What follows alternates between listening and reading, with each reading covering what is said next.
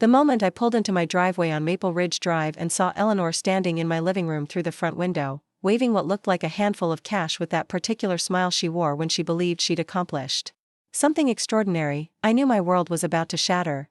My mother-in-law had that distinctive expression, part triumph, part smugness, that made my stomach drop with the kind of dread you feel right before receiving devastating news.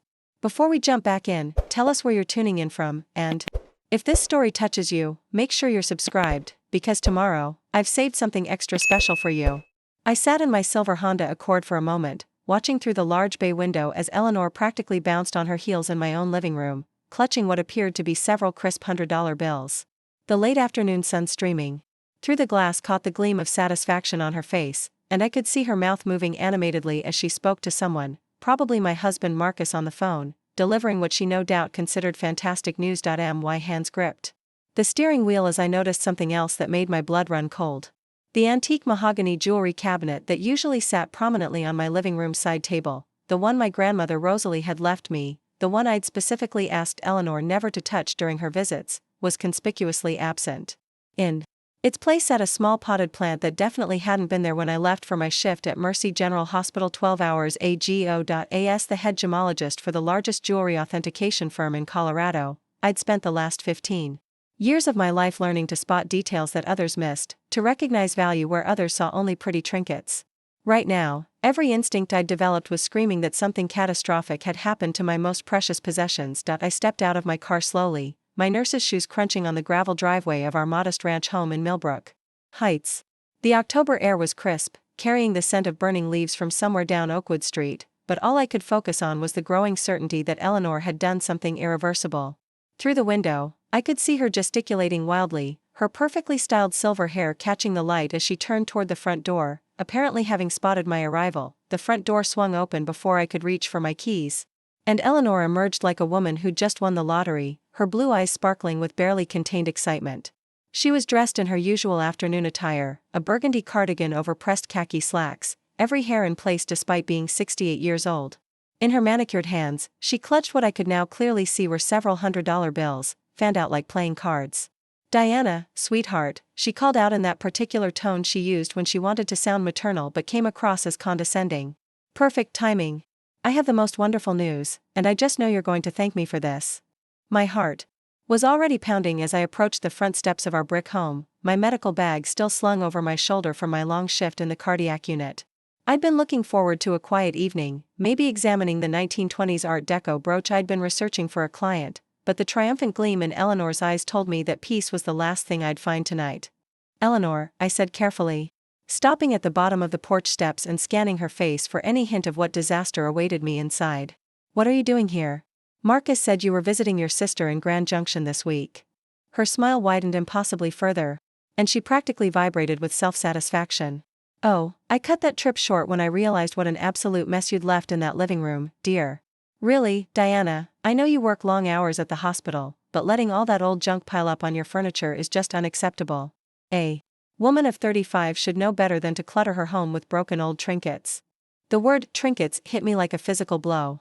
My grandmother's jewelry collection, pieces that had been carefully preserved and documented for over a century, some dating back to the Victorian era, others crafted by renowned artisans whose work now commanded astronomical prices at auction, reduced to trinkets by a woman who thought costume jewelry from department stores represented the height of elegance.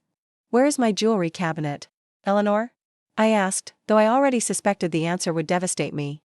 My voice remained steady despite the hurricane building in my chest, a skill I'd learned from years of delivering difficult news to families in the hospital. Eleanor's eyes lit up even brighter, if that was possible, and she waved the cash in front of me like a trophy. "That's exactly what I wanted to tell you about. I took care of that whole situation for you. I found the most lovely young couple at the flea market this morning, such sweet people, probably newlyweds trying to furnish their first home on a budget. They were absolutely thrilled when I offered them that old cabinet and all those tarnished pieces inside it." The world seemed to tilt on its axis. The flea market. She'd taken my grandmother's irreplaceable collection, pieces that included a genuine Cartier necklace from 1925, Victorian mourning jewelry with human hair compartments, and a brooch that had belonged to a European duchess, to a flea market, and sold them to strangers. "How much?" I managed to ask, though I wasn't sure I wanted to hear the answer. The cash in her hand couldn't have been more than a few $1,000s, and I knew with sickening certainty that the collection she'd just destroyed was worth more than most people's houses. Eleanor beamed and counted the bills with obvious pride. $800. Can you believe it? For all that old, broken jewelry that was just sitting there gathering dust. The couple said they collect vintage costume jewelry as a hobby, so I knew it would go to people who would appreciate it. And the best part is, now you have room for some really nice pieces, maybe something modern and elegant from that jewelry store at the mall. $800. For a collection that I'd had professionally appraised just 6 months ago at $1.2 million.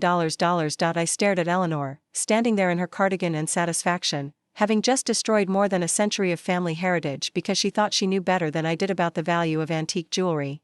She'd taken it upon herself to sell items that weren't just monetarily precious, but emotionally irreplaceable, pieces my grandmother had worn on her wedding day, jewelry that had survived the Great Depression, items that connected me to a family history that could never be replaced. But what Eleanor didn't know, what she couldn't possibly have imagined as she handed over priceless artifacts to strangers at a weekend flea market, was that 3 of those pieces had been reported to the FBI's art crime team as recently stolen from the Denver Museum of Fine Arts. Pieces my grandmother had legally purchased decades ago, but which had been forged copies in a sophisticated theft ring that was only discovered last month. The real pieces, the ones that had been in my cabinet, the ones Eleanor had just sold for $800, were about to trigger a federal investigation that would change all of our lives forever. Eleanor, I said quietly, pulling out my phone with hands that remained surprisingly steady, I need you to tell me exactly who you sold those pieces to, and exactly where I can find them. Right now. Her confident smile flickered for the first time, confusion clouding her eyes as she noticed something in my tone that she couldn't quite identify. Diana, dear, what's wrong? You should be grateful, the FBI is going to want to speak with you, I interrupted gently, already scrolling to the contact number Agent Sarah Mitchell had given me last month. Those weren't costume jewelry pieces, Eleanor. They were stolen federal evidence. Preparing and narrating this story took us a lot of time, so if you are enjoying it, subscribe to our channel, it means a lot to us. Now back to the story. Eleanor's face shifted from confusion to that particular brand of defensive indignation she wore whenever anyone dared question her judgment. She clutched the $800 tighter against her burgundy cardigan, as if the money itself validated every decision she'd made in my absence. FBI? Diana, honestly, you're being completely dramatic, she said with a dismissive wave of her free hand. I did you an enormous favor today, and instead of thanking me, you're standing there making up stories about federal agents. It's costume jewelry, dear, pretty little trinkets that were gathering dust and making your living room look like a thrift store. I watched her settle more firmly into her righteousness, the way she always did when challenged. Eleanor had a remarkable ability to reframe any criticism as proof of other people's unreasonableness, and I could see her mental defenses clicking into place like armor. You work 60 hours a week at that hospital, she continued, her tone taking on the patient quality she used when explaining obvious things to slow children. Between your nursing shifts and whatever you do with those gems at that little jewelry shop, you barely have time to keep house properly. When I let myself in this morning to water your plants, you know how neglectful you can be with living things. I was appalled by the state of this living room. She gestured toward the front window as if the evidence of my housekeeping failures was still visible. That old wooden box taking up half the side table, and all those tarnished pieces scattered around it like you'd been playing dress-up and forgot to put them away. Really, Diana, at your age, you should have outgrown the need to hoard broken jewelry like some kind of magpie. The casual cruelty of her words, reducing my grandmother's carefully curated collection to the behavior of a hoarding bird, made my jaw clench, but I forced myself to remain calm. Getting emotional with Eleanor was like feeding a fire, it only made her more convinced of her own superiority. I know you think I'm interfering, she said, apparently interpreting my silence as submission, but someone has to look out for your best interests. Marcus works so hard to provide for you both, and he shouldn't have to come home to a house that looks like an antique shop exploded in the living room. A man needs a peaceful, organized environment where he can relax after dealing with demanding clients all day. There it was, the underlying philosophy that drove all of Eleanor's interventions in our marriage. In her mind, I was fundamentally failing as a wife by prioritizing my own interests over creating the perfect domestic environment for her son. My career as a gemologist wasn't a profession but a hobby that interfered with my primary role as Marcus's caretaker and house manager. The young couple who bought everything was absolutely delighted, she continued, warming to her theme. The wife, such a sweet girl, probably about 25, kept exclaiming over how vintage everything looked. She said they were starting a collection of old costume jewelry for their new apartment. They appreciated those pieces far more than you ever did, leaving them stuffed in that dusty cabinet like forgotten relics. Eleanor's voice took on the satisfied tone of someone who'd successfully matched worthy recipients with abandoned treasures. In her version of events, she was a benevolent fairy godmother, rescuing neglected beautiful things and delivering them to people who would truly value them. I even threw in that silly magnifying glass you always left sitting next to the cabinet, she added with a small laugh. The husband seemed to think it would be useful for examining their vintage finds. Such an enthusiastic young man, he kept asking questions about where the pieces came from and whether I had any documentation about their history. I told him. These were just family hand-me-downs that had been sitting around for years. My heart sank further.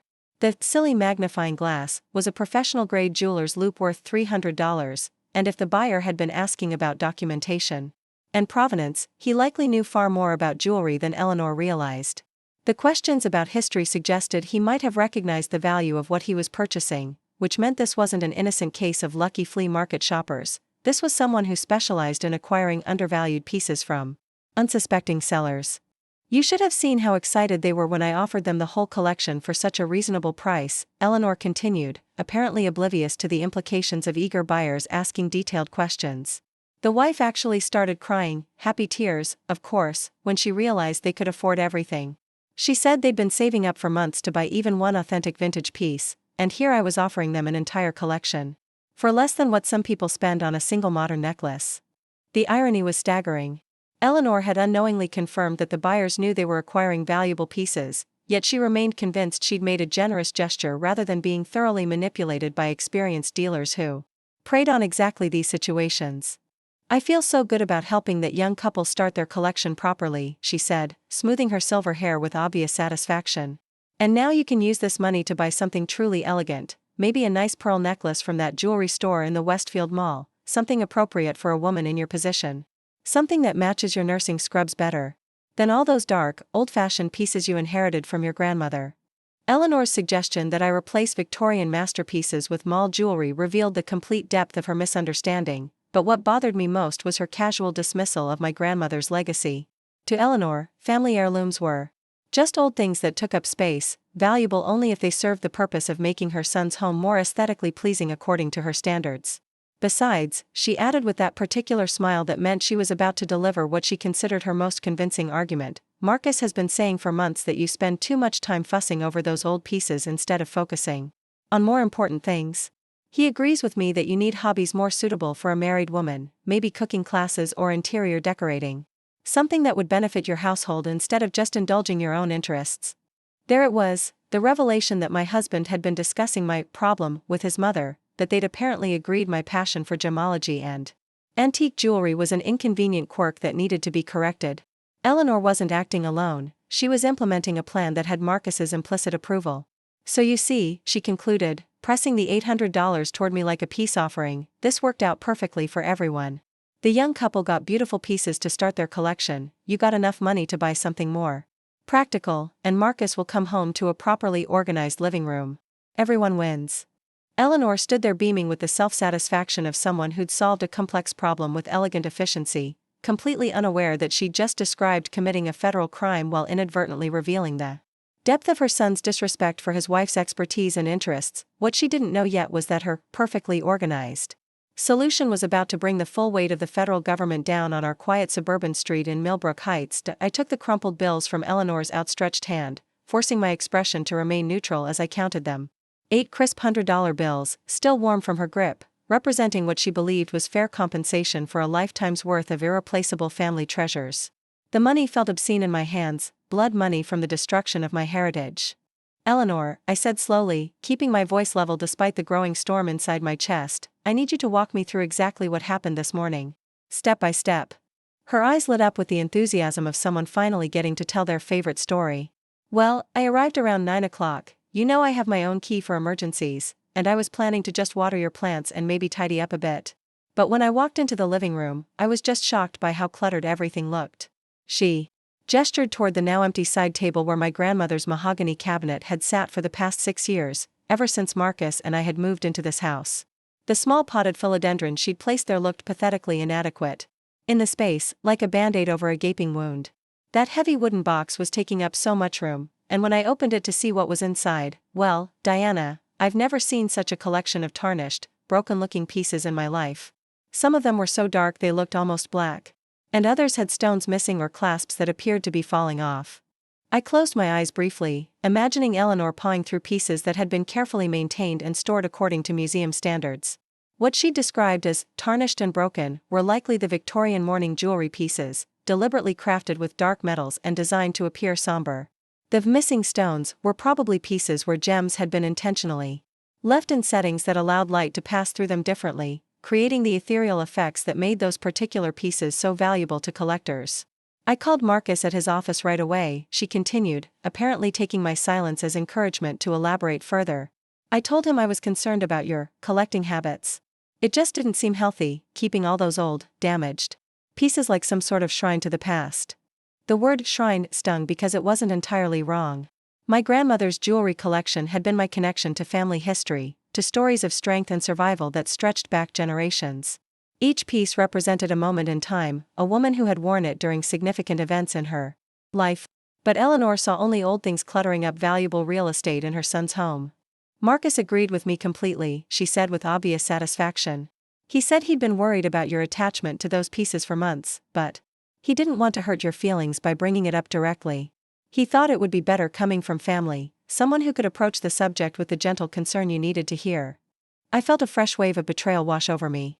Marcus had been discussing my problem with his mother, plotting intervention strategies behind my back rather than simply asking me about the collection's significance or value.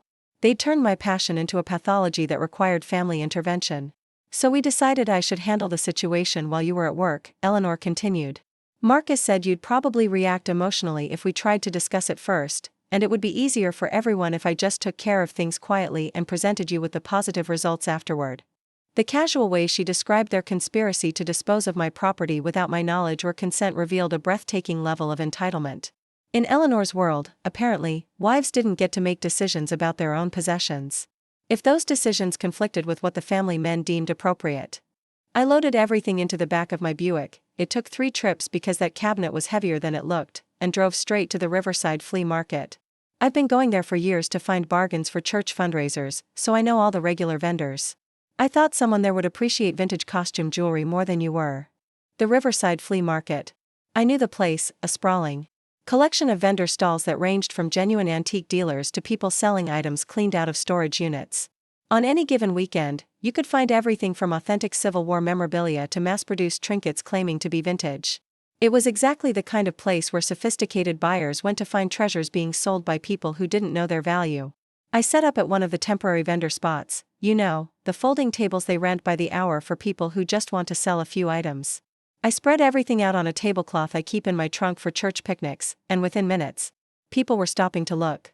Eleanor's excitement was building as she relived what she clearly considered her moment of triumph. Most people just picked up pieces and put them back down. I suppose they could tell the quality wasn't what they were looking for. But then this lovely young couple approached, and they were absolutely fascinated by everything. I wanted to interrupt her, to explain that the people who'd picked up pieces and put them down had likely recognized museum-quality artifacts being sold at flea market prices and walked away either because they knew the pieces were stolen or because they had more integrity than to take advantage of an obvious mistake. But Eleanor was too deep into her narrative to pause for questions. The husband, David, I think his name was, seemed to know quite a bit about vintage jewelry. He kept asking me where the pieces had come from, whether they'd been in the family for long, if I had any documentation about their age or origins. Such an intelligent young man, clearly educated about antiques. My stomach dropped further. An experienced buyer asking about provenance and documentation wasn't being conversational. He was determining whether the pieces were legitimate, whether there was any paper trail that might cause problems later, and whether the seller had any idea what they were actually offering. I told him they'd belonged to my daughter-in-law's grandmother, that they'd been sitting around our house for years just collecting dust. He seemed very interested in that. He said they appreciated pieces with family history, that it made the jewelry more meaningful to them. Eleanor had unknowingly provided exactly the information a professional buyer would need to feel confident about the purchase. She'd confirmed that the pieces were inherited rather than recently acquired, that there was no immediate family member who understood their value, and that they'd been stored in a private home rather than being part of any documented collection. The wife was particularly drawn to a necklace with dark stones. It looked almost like black glass to me, but she kept holding it up to the light and examining the settings. She said it was exactly the kind of piece they'd been hoping to find for their collection. The necklace with dark stones was almost certainly my grandmother's Victorian jet mourning necklace, crafted in the 1880s during the period when Queen Victoria's extended mourning for Prince Albert had made such jewelry fashionable among women of means. Jet was fossilized wood polished to a brilliant black shine, and authentic Victorian jet pieces were extraordinarily rare and valuable. The fact that the buyer had examined the settings carefully suggested she'd recognized the quality of the goldwork and possibly even identified the maker's marks. They spent nearly an hour looking at everything, asking questions about individual pieces, discussing things between themselves in voices too low for me to hear clearly. I thought it was sweet how much they cared about making sure they chose pieces that would fit well with their existing collection. What Eleanor had interpreted as careful consideration and romantic consultation was almost certainly a professional evaluation session. The buyers had been cataloging the pieces, identifying the most valuable items, and planning their purchasing strategy to maximize their profit while maintaining the appearance of casual collectors making personal choices. Finally, they asked if I'd be willing to sell everything as a lot rather than individual pieces. They said they'd hate to separate items that had been together for so long, and they offered me $800 for the entire collection. I was so touched by their respect for keeping the set intact that I agreed immediately. The buyer's insistence on purchasing everything together wasn't sentimentality, it was business strategy. By buying the entire collection, they'd prevented Eleanor from having multiple conversations with different people who might have recognized the piece's value and warned her about what she was selling. They'd also ensured that they could sort through the items privately later, identifying the most valuable pieces for resale while disposing of anything that might be traceable. They paid in cash immediately and even helped me load everything into their van. Such a considerate young couple. They promised me they'd take wonderful care of the pieces and maybe even wear some of them to special occasions, which I thought was much better than having them locked away in a cabinet where no one could enjoy them. Eleanor's satisfaction was complete, but I could see the first tiny cracks in her confidence as she noticed my continued silence. She'd expected gratitude, maybe even tears of relief, but instead, I was standing on my own front porch holding $800 and looking like someone had just told me about a death in the family which, in a way, they had done. I looked down at the $800 in my hands, then back up at Eleanor's expectant face, and realized there was no gentle way to deliver the news that would shatter her self-satisfaction. The time for protecting her feelings had ended the moment she'd decided to destroy my life's most precious possessions without my knowledge or consent. "Eleanor," I said quietly, pulling out my phone and opening the Photos app. "I need to show you something." Her expression shifted slightly, the first hint of uncertainty creeping into her confident demeanor as she noticed the serious tone in my voice. "Diana, dear, what's wrong? You're acting like something terrible has happened, when really this is wonderful news. You should be celebrating." I scrolled through my photo library until I found the folder labeled Grandmother's Collection. Insurance documentation. 6 months ago, I'd photographed every piece for updated appraisal purposes, creating detailed records that showed each item from multiple angles under proper lighting.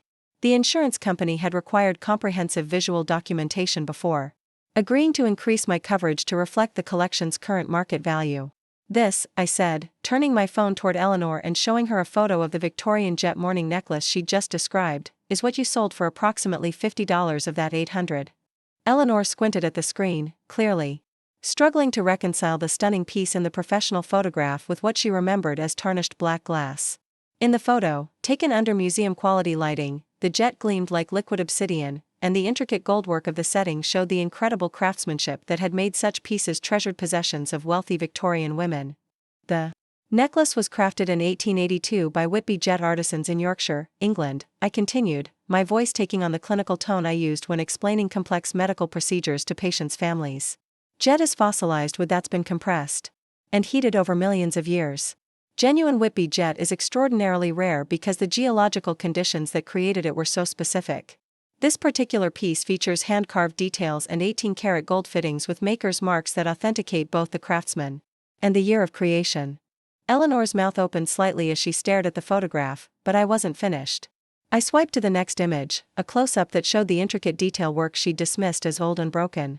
"The current market value for this necklace alone is $48,000, I said, watching her face drain of color. "It sold at Sotheby's auction house last year for exactly that amount, when a similar piece with slightly less detailed goldwork went to a private collector in Switzerland." 48. Eleanor's voice came out as barely a whisper. Diana, that can't be right. It looked so old and damaged. It looked exactly the way authentic Victorian mourning jewelry is supposed to look, I replied, swiping to another photo. This is the Art Deco emerald bracelet you mentioned seeing with missing stones. The gaps in the setting aren't damage, they're called negative space design, a revolutionary technique pioneered by Cartier in the 1920s. The emeralds are positioned to create geometric patterns with the empty settings, allowing light to interact with the gems in ways that traditional solid settings couldn't achieve. Eleanor leaned closer to the phone screen, her breathing becoming shallow as she examined the photograph that showed a stunning bracelet with emeralds arranged in perfect mathematical precision, creating a design that seemed to float and dance as light passed through it. This piece was created by Georges Fouquet in 1924, I continued relentlessly. Fouquet was one of the most innovative jewelry designers of the Art Deco period, and his work is displayed in museums worldwide. The bracelet features 12 natural emeralds, each weighing approximately 2 carats, set in platinum with diamond accents. The negative space technique was so revolutionary that only about 30 pieces using this method were ever created. How much? Eleanor asked, though her voice suggested she no longer wanted to know the answer. $135,000, I said simply. That's the insurance appraisal value. At auction, it would likely bring closer to $180,000, depending on how many serious collectors were bidding. Eleanor sank down onto the porch steps, her legs apparently no longer capable of supporting her weight. The $800 scattered around her feet as her hands went limp, but neither of us moved to collect the bills. Diana, I had no idea. I swear to you, I thought they were just old costume pieces. They looked so tarnished and broken. They looked authentic, I corrected. Costume jewelry doesn't tarnish the way real silver does. Costume pieces don't develop the patina that comes from decades of careful storage. The signs you interpreted as damage were actually proof of authenticity, evidence that these pieces had been created with genuine materials using traditional techniques. I swiped through more photos, each one a fresh blow to Eleanor's rapidly crumbling confidence. The ruby parure my great-grandmother had worn to her wedding in 1919. The diamond tiara that had belonged to a minor European duchess before making its way to America during World War II. The sapphire earrings my grandmother had inherited from her mother, who'd received them as payment for harboring refugees during the Russian Revolution. This entire collection, I said, my voice growing steadier as I delivered the devastating totals, was professionally appraised 6 months ago at $1,200,000. The insurance company required 3 separate appraisals from certified gemologists before they agreed to cover that amount. Eleanor was staring at the phone screen with the expression of someone watching their own execution. 1 million. Diana, I'm so sorry. I didn't know. I would never have. If I'd had any idea, you didn't ask, I said, finally allowing some of the anger I'd been suppressing to color my voice. In 6 years of marriage to your son, in all the times you've been in this house, in all the conversations we've had about my work as a gemologist, you never once asked me about the collection's value or significance. You simply decided it was worthless based on your own limited understanding. The truth was even worse than Eleanor realized. What I hadn't told her yet was that 3 of the pieces in that collection, the ones that would make the FBI's involvement absolutely necessary, weren't just valuable family heirlooms. They were pieces my grandmother had purchased legally decades ago, but which had recently been identified as part of a sophisticated theft ring that had been replacing museum pieces with high-quality forgeries. Eleanor, I said, sitting down on the step beside her, I need you to focus very carefully on what I'm about to tell you. Some of those pieces weren't just family heirlooms. 3 of them have been flagged by federal authorities as evidence in an ongoing investigation into international art theft. Her head snapped up, eyes wide with terror. What does that mean? It means that when you sold them to those people at the flea market, you didn't just sell family jewelry for a fraction of its value. You sold federal evidence to people who were almost certainly professional art thieves. The couple who bought them weren't innocent collectors, they were part of a network that specifically targets exactly these situations. Eleanor's face had gone completely white now, and I could see her hands beginning to shake as the full magnitude of her actions began to dawn on her. Diana, what happens now? What do we do? We call the FBI, I said, pulling up Agent Mitchell's contact information on my phone. And we pray that we can find those pieces before they disappear into the international black market forever. The $800 scattered around our feet suddenly looked even more pathetic than before, not just inadequate compensation for priceless family treasures, but evidence of participation in what federal authorities would soon classify as a major art theft operation. Eleanor was crying now, mascara running down her cheeks as she finally understood that her morning of helpful organizing had just destroyed not only irreplaceable family history, but possibly landed our entire family in the middle of a federal criminal investigation. "Diana, I'm so sorry," she sobbed. "I thought I was helping. I thought I was doing something good for you and Marcus. I never imagined. How could I have known?" I looked at her sitting there on my porch steps, surrounded by the scattered bills that represented her catastrophic misunderstanding of value and worth, and realized that this moment would mark the end of more than just my grandmother's collection. This was the moment when the facade of family harmony that had held our relationships together finally crumbled under the weight of willful ignorance and casual disrespect. "You could have asked," I said simply, standing up and reaching for my phone to make the call that would change everything. "You could have asked." Eleanor sat motionless on the porch steps, staring at the scattered $100 bills around her feet as if they might transform into something more meaningful if she looked at them long enough. The weight of what I'd just revealed was clearly crushing her, but I realized she still didn't understand the full scope of what she'd destroyed, not just in monetary terms, but in terms of the expertise and passion that had gone into building and maintaining that collection. "Eleanor," I said, settling back down beside her on the cool concrete steps, "I need you to understand something about what you saw as a dusty cabinet full of broken trinkets. What you destroyed today wasn't just valuable, it was irreplaceable. And it represented 40 years of specialized knowledge that you dismissed in a single morning." She looked up at me with red-rimmed eyes, clearly struggling to process the magnitude of her mistake. "Diana, I know you work with jewelry, but I thought that was just your job at the shop. I didn't realize you were so expert about these old pieces." The casual dismissal of my 15-year career as a job at the shop revealed everything about how Eleanor, and apparently Marcus, had always viewed my professional life. In their minds, I was a woman who worked part-time at a jewelry store. Not the head gemologist for Pinnacle Authentication Services, one of only 3 certified appraisal firms in Colorado authorized to authenticate pieces for major auction houses. "I have a master's degree in gemology from the Gemological Institute of America," I said, pulling out my wallet and showing her the professional certification card I carried. "I'm one of only 47 people in the United States who hold both graduate gemologist certification and specialized authentication credentials for pre-1950 European jewelry. Insurance companies and auction houses across the country send me pieces when they need definitive authentication and valuation."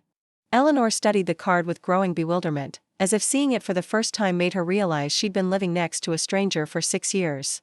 "I had no idea your credentials were so extensive. The collection you sold today wasn't something I inherited and ignored," I continued, my voice taking on the patient tone I used when training junior gemologists. "It was the result of 4 decades of careful acquisition, authentication, and preservation that began with my grandmother and continued through me. Every single piece in that cabinet had been researched, documented, and maintained according to museum standards." I pulled up another folder on my phone, the one labeled Collection Research Documentation, and showed Eleanor hundreds of files containing historical research, authenticity certificates, provenance documentation, and preservation records. Each piece had its own comprehensive dossier that would have impressed museum curators. "My grandmother, Rosalie Chen, wasn't just a woman who liked pretty jewelry," I explained. "She was an immigrant who understood that portable wealth in the form of authenticated precious objects could mean the difference between survival and destitution during uncertain times. She spent 30 years learning to identify authentic pieces, building relationships with reputable dealers, and acquiring items that would hold their value across generations." Eleanor was scrolling through the documentation with increasing amazement, seeing page after page of detailed research that revealed the depth of knowledge required to build such a collection legitimately. "When she passed away 12 years ago, she left me not just the physical pieces, but 40 years' worth of research notes, dealer contacts, and authentication expertise. She'd taught me to identify makers' marks, understand period construction techniques, recognize the difference between restored and original components, and document provenance chains that would satisfy even the most demanding authentication requirements." I swiped to photos of my grandmother's handwritten notebooks, hundreds of pages documenting the acquisition history, condition assessments, and market analysis for each piece in the collection. Her meticulous record-keeping had been what allowed me to get such comprehensive insurance coverage and made the collection valuable not just as individual pieces, but as a documented historical archive. "The Victorian jet necklace you sold for $50? I said, showing Eleanor a page of my grandmother's notes written in careful script. Grandmother acquired it in 1987 from the estate of a Yorkshire family whose ancestor had been one of the original Whitby jet carvers. She spent 3 months researching the piece's history, corresponding with historians in England, and having the goldwork analyzed to confirm the maker's marks. Eleanor read over the notes with obvious shock, seeing the level of scholarly research that had gone into authenticating a single piece. She wrote all this herself? Every word. She believed that understanding the history and craftsmanship of each piece was just as important as owning it.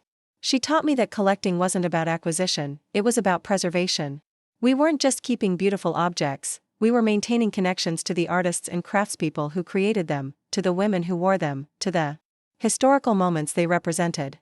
I showed Eleanor more documentation, correspondence with museum curators, certificates from international gemological laboratories, detailed condition reports that tracked every minor change in each piece. Over decades of careful monitoring. The Art Deco bracelet by Georges Fouquet took grandmother 7 years to acquire, I continued. She first saw a similar piece in a museum exhibition in 1983, spent 2 years researching Fouquet's work and his negative space technique, then tracked down dealers who specialized in his pieces. When this particular bracelet became available, through a private estate in 1990, she'd already established herself as a serious collector with the knowledge to properly appreciate and preserve it. Eleanor was beginning to understand that what she'd seen as hoarding or casual collecting had actually been decades of sophisticated connoisseurship. But why didn't you ever tell me about any of this? Why didn't Marcus know how valuable these pieces were? The question revealed the heart of the problem, the fundamental lack of curiosity that had characterized my relationship with both Eleanor and Marcus for years. I tried to share this with both of you many times, I said quietly. Do you remember 3 years ago when I invited you to come with me to the Denver Art Museum's exhibition on Victorian mourning jewelry? You said you didn't understand why anyone would want to look at depressing old jewelry and suggested we go shopping instead. Eleanor's face flushed as the memory returned. I remember that, but I didn't realize you were trying to show me pieces like the ones you owned. Or last Christmas, when I gave Marcus a book about Art Deco jewelry design and tried to explain why Fouquet's work was so revolutionary. He thanked me politely and left it on his nightstand for 6 months without opening it. When I finally asked if he'd found it interesting, he said he'd been too busy with work to read books about hobby stuff. The pattern of dismissal was clear once articulated, years of attempts to share my passion and expertise met with polite disinterest or active discouragement. My family had trained me to keep my professional knowledge separate from my personal life by consistently demonstrating that they found it boring, irrelevant, or inappropriately obsessive. I stopped trying to explain the collection's significance. Because every time I brought it up, I was made to feel like I was being tedious or showing off, I said. It was easier to let you think it was just a hobby than to keep having conversations where my expertise was treated as an embarrassing quirk that interfered with more appropriate feminine interests. Eleanor was crying again, but this time the tears seemed to carry a different quality, not just shock at her mistake, but recognition of the years of casual disrespect that had led to this moment. The tools you mentioned giving away with the collection? I said, showing her photos of the professional equipment that had been in the cabinet. That wasn't a silly magnifying glass. It was a 10-power triplet loop made by Zeiss, worth $300. The other tools included a digital caliper for measuring gemstones, a dichroscope for identifying gem types, a Chelsea filter for emerald authentication, and a set of master stones for color comparison. Together, that equipment represented $5,000 worth of professional gemological instruments. Eleanor stared at the photos of equipment that looked like something from a scientific laboratory, finally beginning to grasp the level of technical expertise required for serious jewelry authentication. I've been building this collection and developing this expertise for 15 years, I said. I've traveled to estate sales in 12 states, corresponded with dealers in 6 countries, and spent thousands of hours studying the work of individual craftsmen and historical periods. What you sold today wasn't just jewelry, it was the culmination of decades of scholarship, passion, and professional development that you dismissed as clutter interfering with your son's domestic comfort. The silence that followed was heavy with the weight of recognition. Eleanor was finally understanding that she hadn't just made an expensive mistake, she had destroyed something that represented the intersection of family heritage, professional expertise, and personal passion. That could never be recreated or replaced. Diana, she whispered, how do we fix this? I looked at Eleanor sitting there among the scattered bills, her mascara-streaked face turned up toward me with desperate hope, and realized that her question about fixing this situation revealed she still didn't understand the fundamental shift that had just occurred in our relationship. There was no we anymore, there was only the mess she had created and the careful, methodical process I would need to undertake to have any hope of recovering what could be recovered. Eleanor, I said, my voice taking on the calm, controlled Tone I'd learned to use in hospital emergency situations. I need you to listen very carefully to what I'm about to tell you. The next few hours are going to determine whether we have any chance of recovering these pieces before they disappear into criminal networks forever. I'm going to handle this situation, and you're going to do exactly what I tell you to do, when I tell you to do it, without questions or suggestions. She nodded eagerly, apparently relieved to have someone else take control of the catastrophe she'd created. Of course, Diana. Whatever you need. I'll do anything to help fix this. The first thing you need to understand is that we're not going to fix anything, I said, standing up and brushing dust from my scrubs. What's done is done. What we're going to do now is minimize the damage and attempt to recover stolen federal evidence before it crosses state lines or international borders. This isn't about repairing a family misunderstanding, this is about preventing multiple felony charges.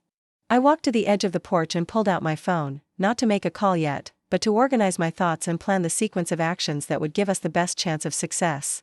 My years of experience in crisis management, both in the cardiac unit and in dealing with insurance fraud cases in the jewelry authentication business, had taught me that the first few hours after a disaster were crucial. While I'm making the necessary phone calls, I continued, you're going to write down everything you remember about the couple who bought the collection. Not just their names, everything. What they looked like, what they were wearing, what kind of vehicle they drove, what questions they asked, how they paid, whether they seemed familiar with the flea market, anything they said about themselves. Or their collecting interests. Eleanor was already reaching for her purse, looking for something to write on. Should I call Marcus and tell him what happened? No. The sharpness in my voice made her freeze. You're not going to call anyone, text anyone, or discuss this situation with anyone except me and the federal agents who will be interviewing you. This is now a criminal investigation, and anything you say to family members could compromise the case or be used against you in court. The reality of potential criminal charges was finally sinking in, and I could see fresh waves of panic washing over Eleanor's features. Diana, you don't think they'll arrest me, do you? I mean, I didn't know what I was doing. It was an honest mistake. Intent doesn't matter when you're dealing with stolen federal evidence, I said bluntly. What matters is that you knowingly sold property that didn't belong to you, without the owner's permission, to buyers who provided false identification. Whether you understood the value or not, those are the basic elements of trafficking stolen goods. I began pacing the small porch, my mind running through the contact list of federal agents, insurance investigators, and international art recovery specialists I'd worked with over the years. One advantage of my position in the authentication industry was that I'd built relationships with law enforcement officials who specialized in exactly this type of case. However, I continued, your cooperation and the speed with which we report this could be the difference between being charged as a willing participant versus being classified as a victim who was manipulated by professional criminals. That's why everything you do and say from this moment forward needs to be completely honest and strategically smart. Eleanor was scribbling frantically on the back of an envelope she'd found in her purse, trying to capture every detail she could remember. About the morning's transaction.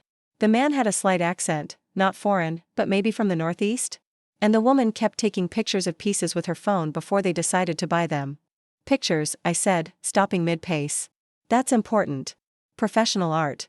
Thieves often photograph pieces to send to buyers or authentication experts before completing purchases. Did you see her sending the photos to anyone, or did she just seem to be documenting them for her own records? She stepped away a few times to make phone calls while he continued looking at pieces, Eleanor said, her voice growing more focused as she concentrated on the memories. I thought she was just calling someone to share her excitement about the finds, but now that you mention it, she did seem to be describing specific pieces to whoever she was talking to. The pattern was becoming clearer. Professional art theft operations often worked with teams that included on-site evaluators, remote authentication experts, and pre-arranged buyers. The woman's phone calls had likely been coordinating with higher-level operatives who could confirm the piece's authenticity and value before the purchase was completed. What about payment? I asked. You said they paid cash, but did you see where the money came from? Was it like they'd gone to an ATM that morning, or did they seem to have come prepared with a specific amount? Eleanor paused in her writing, thinking carefully. The man had an envelope in his jacket pocket, a thick manila envelope that looked like it had been prepared in advance. When they agreed on the price, he didn't count out bills from a wallet or anything casual like that. He just handed me the envelope and said the amount was exact. Pre-prepared cash and exact amounts was another hallmark of professional operations. Legitimate collectors browsing flea markets typically paid with whatever cash they had on hand, requiring counting and change-making. These buyers had come prepared with specific amounts, suggesting they'd scouted the situation in advance and planned their maximum expenditure. Eleanor, I said, sitting back down beside her and taking the envelope she'd been writing on, I need you to think very carefully about something. Had you ever seen these people before? Not necessarily to talk to, but maybe around the neighborhood, at the flea market on previous occasions, anywhere else in town. She frowned, concentrating hard. You know, there was something familiar about the woman, but I couldn't place it at the time. I thought maybe she just had one of those faces that reminds you of someone else. But now that you're asking, Diana, I think I might have seen her at the grocery store last week. She was in line behind me at Riverside Market, and I remember thinking she seemed interested in my conversation with the cashier about watering plants for neighbors. My blood ran cold. If these people had been surveillance shopping, listening to Eleanor's casual conversations to learn about her access to our house and her attitudes toward my possessions, then this wasn't an opportunistic crime. This was a targeted operation that had been planned for weeks or possibly months. What exactly did you tell the cashier about watering plants?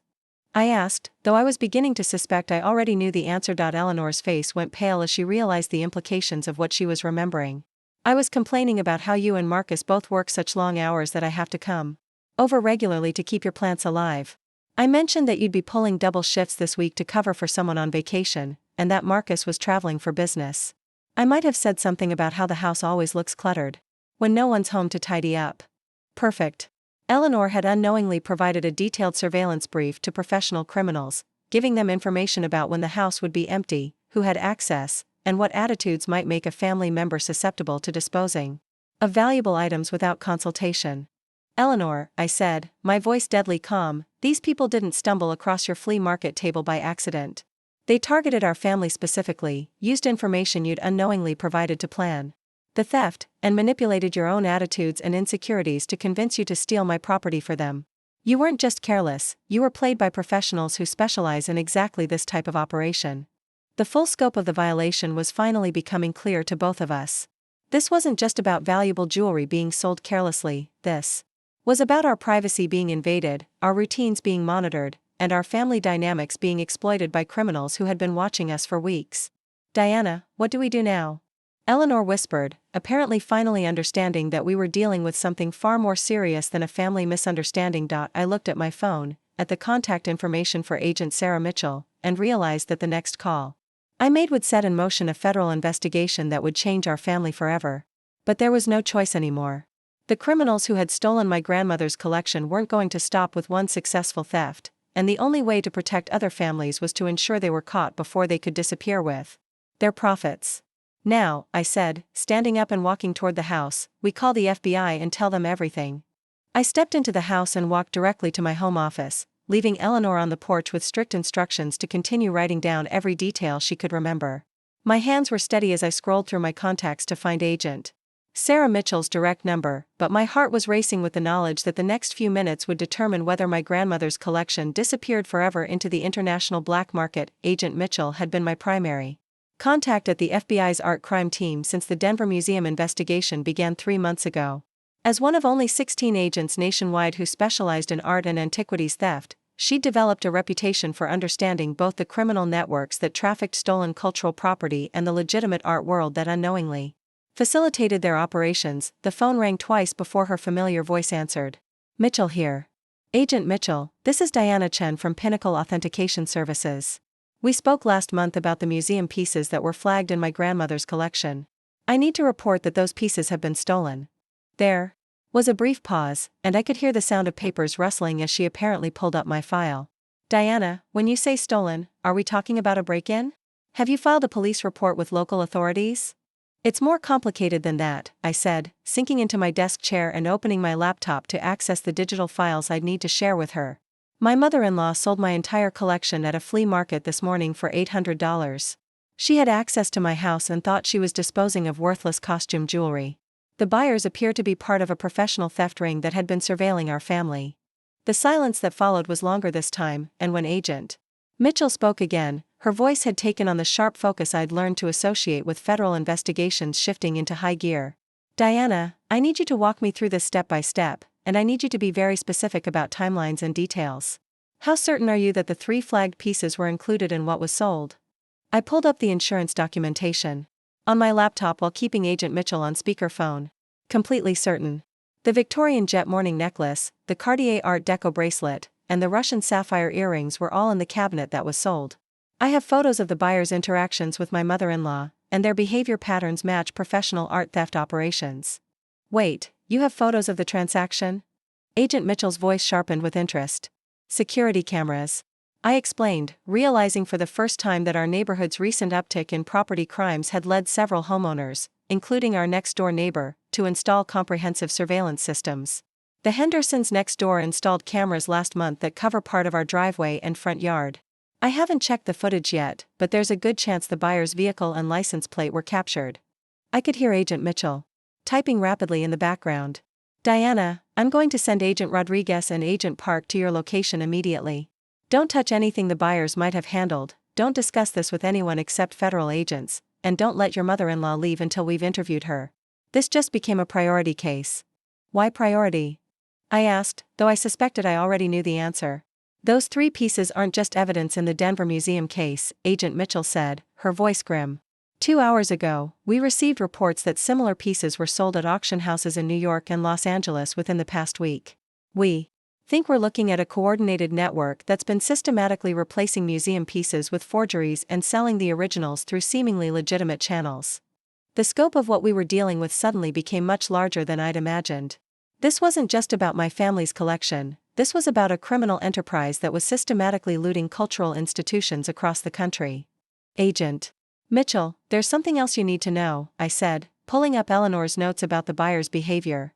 The woman was making phone calls during the transaction and photographing pieces before purchase. The man paid with pre-counted cash in a manila envelope. And my mother-in-law now recalls seeing the woman at a grocery store last week, apparently listening to conversations about our family schedule and habits. Jesus, Agent Mitchell muttered.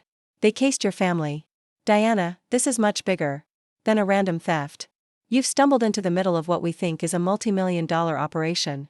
I'm escalating this to the Joint Art Crime Task Force. Expect agents from multiple agencies within the hour. After hanging up with Agent Mitchell, I immediately called the Hendersons to explain the situation and request access to their security footage. Tom Henderson, a retired police detective who'd become obsessive about neighborhood security, was more than willing to cooperate once I explained the federal implications. Diana, I've got high-definition cameras that cover the street, your driveway, and part of your front yard, he said, already heading toward his computer setup. If someone loaded items from your house this morning, I've got it all recorded with timestamps. Give me 10 minutes to pull the footage. While waiting for the federal agents to arrive, I began making additional calls to the network of professional contacts I'd built over 15 years in the authentication business. My first call was to Rebecca Steinberg, the director of security for Sotheby's auction house in New York. Rebecca, it's Diana Chen in Colorado. I need to put an immediate alert on several pieces that may appear in upcoming auctions. They were stolen this morning as part of what appears to be a federal investigation into systematic museum theft. Rebecca's response was immediate and professional. Send me photos and documentation right now. I'll circulate the alert to all major auction houses within the hour. Diana, we've been seeing an uptick in pieces with questionable provenance lately. If you're dealing with the same network we've been tracking, they move fast through multiple channels. My next call was to Dr. James Morrison at the International Foundation for Art Research, the organization that maintained the most comprehensive database of stolen art and antiquities worldwide. Within minutes of our conversation, photos and documentation of my grandmother's collection would be circulated to art dealers, auction houses, and law enforcement agencies in 12 countries. Diana, Dr. Morrison said after I'd explained the situation, the professional behavior you're describing matches patterns we've been tracking across 6 states. These people don't just steal individual pieces, they systematically target collections that contain items they've already identified through museum databases and insurance records. Your collection was probably selected specifically because of those 3 flagged pieces. The realization that my family had been targeted not randomly but because criminals had identified specific items in our possession made the violation feel even more personal and frightening. We hadn't just been robbed, we'd been hunted. By the time I finished my calls to Art World contacts, 2 black SUVs had pulled into our driveway. Agent Mitchell stepped out of the first vehicle, followed by 3 other agents I didn't recognize. From the second vehicle emerged 2 people in FBI windbreakers carrying what appeared to be sophisticated electronic equipment. Eleanor was still sitting on the porch steps, looking small and frightened as federal agents approached our house. The $800 were still scattered around her feet, looking increasingly pathetic as evidence of the massive federal investigation that was about to descend on our quiet suburban neighborhood. "Mrs. Chen," Agent Mitchell said as she approached the porch, "thank you for calling this in quickly. Time is critical in art theft cases. Every hour that passes makes recovery exponentially more difficult." She gestured toward the other agents. "This is Agent Rodriguez from the FBI's Organized Crime Unit, Agent Park from our White Collar Crime Division, and Agent Thompson from Customs and Border Protection. We're treating this as a potential international trafficking case." The presence of a customs agent confirmed my worst fears. The criminals who had my grandmother's collection were probably planning to move the pieces across international borders, where they would become nearly impossible to recover. "Agent Mitchell," I said, handing her a USB drive containing all the documentation I'd prepared, "I've compiled complete authentication records, insurance appraisals, and provenance documentation for every piece in the collection. I've also alerted major auction houses and the IFAR database to watch for these items." She nodded approvingly. "Excellent work. That kind of professional documentation is exactly what we need to build a strong case. Now, we need to interview your mother-in-law and examine any physical evidence from the transaction." As the federal agents began setting up their investigation on my front porch, I realized that the quiet suburban life Marcus and I had built in Millbrook Heights was about to be permanently disrupted by the consequences of Eleanor's catastrophic morning of helpful organizing. I was standing in my living room watching Agent Rodriguez dust the empty side table for fingerprints when my phone buzzed with a text message from Marcus. The timing couldn't have been worse. Federal agents were transforming our home into a crime scene. Eleanor was being interviewed by Agent Park in the kitchen, and I was trying to provide documentation that might help recover stolen federal evidence. Before it crossed international borders, the message was brief and dismissive in the way that had become characteristic of Marcus's communication style over the past few years. "Mom told me about cleaning up the jewelry situation. Good thing someone finally dealt with that clutter. Flight delayed but should be home around 8. Let's celebrate with dinner out." I stared at the text, reading it twice to make sure I understood what I was seeing. Marcus knew. Not only did he know that Eleanor had sold my collection, but he was expressing approval and suggesting we celebrate the destruction of my most treasured possessions. The casual cruelty of suggesting dinner out to commemorate what he saw as decluttering was breathtaking. Agent Mitchell, who had been reviewing the security footage on Tom Henderson's laptop, noticed my expression and walked over. "Mrs. Chen? Is everything all right?" I handed her my phone, showing her Marcus's text message. "My husband apparently knew about this in advance and approves of what happened." Agent Mitchell read the message, her eyebrows rising as she took in the implications. "Mrs. Chen, are you telling me that your husband was aware of your mother-in-law's plans to sell your collection?" "It appears that way," I said, my voice steady despite the fresh wave of betrayal washing over me. From Eleanor's description earlier, they discussed my collecting problem and decided that disposing of the pieces while I was at work would be the kindest way to handle the situation. Agent Rodriguez looked up from his fingerprinting work. "In legal terms, that could constitute conspiracy to commit theft. If your husband knew about and approved of the plan to sell your property without your consent, he could be charged as an accessory." The reality of potential criminal charges against my own husband was surreal, but not nearly as devastating as the recognition that the man I'd been married to for 6 years had been planning behind my back to dispose of my most precious possessions. Because he found them inconvenient. My phone rang, and Marcus's name appeared on the screen. Agent Mitchell gestured for me to answer while Agent Park positioned himself where he could hear the conversation. "Hey Diana," Marcus said, his voice carrying the upbeat tone he used when he was pleased with himself. "I just wanted to thank you for being so understanding about Mom's help today. I know she can be a little forceful, but her heart was in the right place. I think you'll really appreciate having that space back for more practical purposes." "Marcus," I said carefully, aware that federal agents were documenting every word of our conversation, "where are you right now?" "Still at O'Hare. Flight's been delayed another hour, but I should be home by 8:30. "Why? Is everything okay? You sound a little strange." Agent Mitchell was taking notes, recording Marcus's location and timeline. The fact that he was still in Chicago could be important for establishing his level of involvement in the actual theft, versus just the planning stages. "Marcus, I need you to listen very carefully to what I'm about to tell you," I said, walking toward the window where I could see Agent Thompson setting up equipment in our driveway. "The collection that your mother sold today was worth over $1 million. 3 of the pieces were evidence in a federal investigation into international art theft. There are currently 4 FBI agents in our house treating this as a major crime." The silence that followed was so complete I thought the call might have dropped. When Marcus finally spoke, his voice had lost all its earlier confidence. Diana, that's not possible. Mom said it was just old costume jewelry. She got $800 for everything, which is probably more than it was worth. $800 for pieces that were professionally appraised at over $1 million, I said. The buyers were part of a criminal network that had been surveilling our family for weeks. Your mother was manipulated into committing what federal agents are calling a sophisticated theft operation. Federal agents? Marcus's voice cracked slightly.